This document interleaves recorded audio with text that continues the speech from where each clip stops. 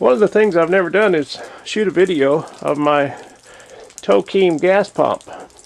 And I got this in a trade. I actually did a little grafting job for an orchardist up near Lake Chelan, Washington, and I spotted this in the boneyard out back. A lot of these orchards have an old scrap pile. The orchards that have been around a long time usually have an old scrap pile out back somewhere, and I always check them out when I'm doing a grafting job because, you know, I like junk and I drag a lot of it home. But anyway, I spotted this, and so I traded the guy, you know, whatever I had in that grafting job for this pump, and it was laying out there and pretty beat up, and it was painted yellow.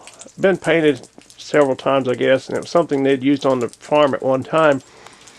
But I decided to restore it and make a Texaco pump out of it because I had this Texaco sign, and that's kind of how it wound up being a Texaco Fire Chief. But the price on the gas the last time this thing was in use was 36.5 cents a gallon. So, boy, I wish I could fill up my rig for that now. Anyway, I found an inspection sticker in it, and the last time it was inspected was in the late 50s. I believe it said 59 on it. That doesn't mean it was the last year it was in use, because they did have it on the farm and used it some, I believe. But that's kind of cool that that was the price. And the globe is not an original. It's just a plastic repo, and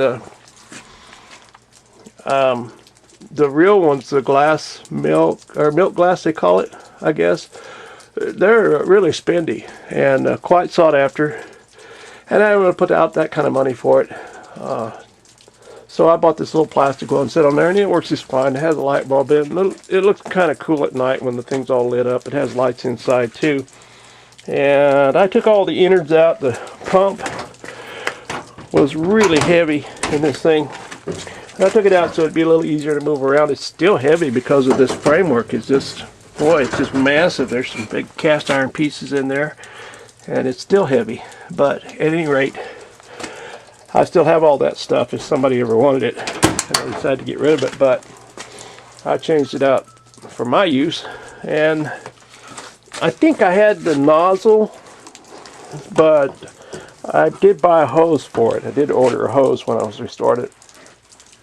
So that's my little Tokheim gas pump, a shorty they call them, and from out of the 50s. And when I was a kid growing up, this is what we saw when we pulled into the gas station. I've seen the ones on top that have the fuel up in the globe, but I don't.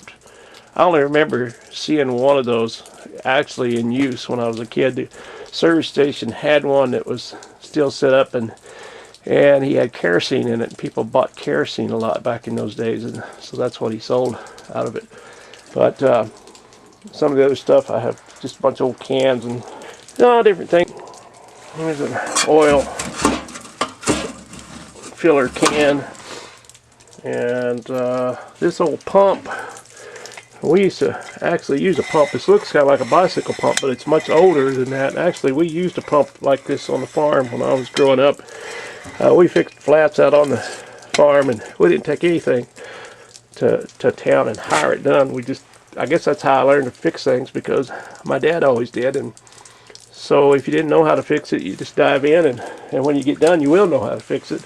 This is a really old one. It has a wooden handle, and it's kind of cool. But also, I remember when I was real young, we got oil. Oil came in a tin can, and then they went to aluminum cans, and this was what they used. All the service stations had these, and shove that down the top of the can, and then that's how you'd put oil in. Now they're all little plastic bottles, I guess. But here's a bottle of automatic transmission fluid. It's in a paper and aluminum can. It's never been opened. It's still got the tranny fluid in it.